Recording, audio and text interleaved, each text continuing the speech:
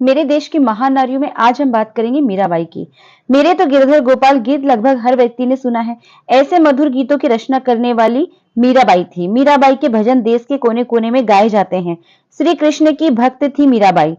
कृष्ण की आराधना में उन्होंने घर द्वार राजपाट सब छोड़ दिया। मीरा के गीत उनके श्रेष्ठ कवियत्री होने का परिचय देते हैं। मीराबाई का जन्म 1504 ईस्वी के आसपास कुड़की गांव राजस्थान में हुआ था। इनके पिता का नाम रत्न सिंह था। मीराबाई जोधपुर को बसाने वाले राव जोधाजी के चौथे पुत्र दुदाजी की पोती थी। राव दुदा अपने बड़े पुत्र बिरम सिंह के साथ मेड़ता में रहते थे। दुदाजी ने ही मीराबाई का पालन पोषण किया था। दुदाजी जैसे वीर थे वैसे ही धार्मिक भी थे। उनके पास साधु संतों का आना जाना लगा रहता था।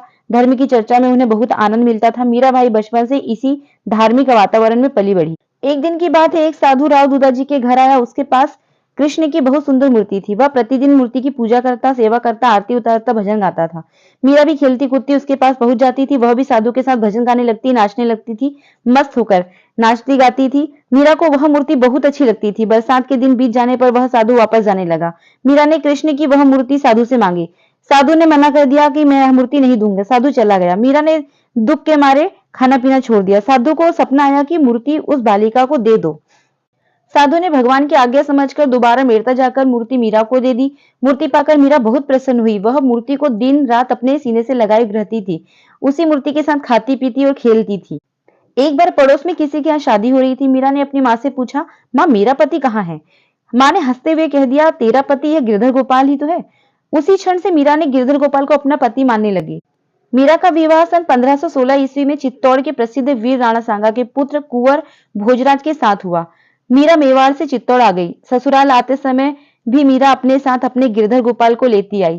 कुछ दिनों तक कुंवर भोजराज के साथ उनके जीवन सुखपूर्वक बीते। दुर्भाग्यवश भोजराज की मृत्यु हो गई।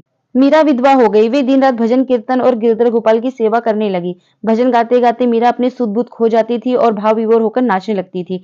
कभी कभी वह साधु संतों के साथ भी कीर्तन करने और नाचने लगती थी। घर वालों को उनका यह व्यवहार बिल्कुल अच्छा नहीं लगता था। इतने बड़े घर की बहू इस तरह साधु संतों के साथ झूमती और नाचती है।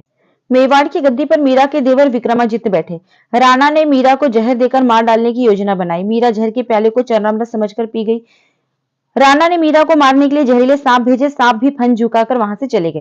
मीरा भगवान की भक्ति में डूबी रही। मीरा खुद ही भजन लिखती थी। भजन सुरीले कंठों से भजन गाती थी। उसकी आवाज में सभी लोग खो जाते थे। परेशान होकर मीराबाई ने चित्तौड़ छोड़ दिया। वे कृष्ण को खोजती हुई वृंदावन पहुंच गई। वहां जाकर घर घर ढूंढा, कृष्ण नहीं मिले। तब मीरा द्वारिका चली गई। मीरा के चित्तौड़ छोड़ते ही चित्तौड़ पर मुसीबतें आने लगी। लोगों ने समझा कि यह मीरा के जाने का श्राप है। लोग मीरा को खोजने निकले। मीरा वापस नहीं लौटी। द्वारिका में ही मीरा का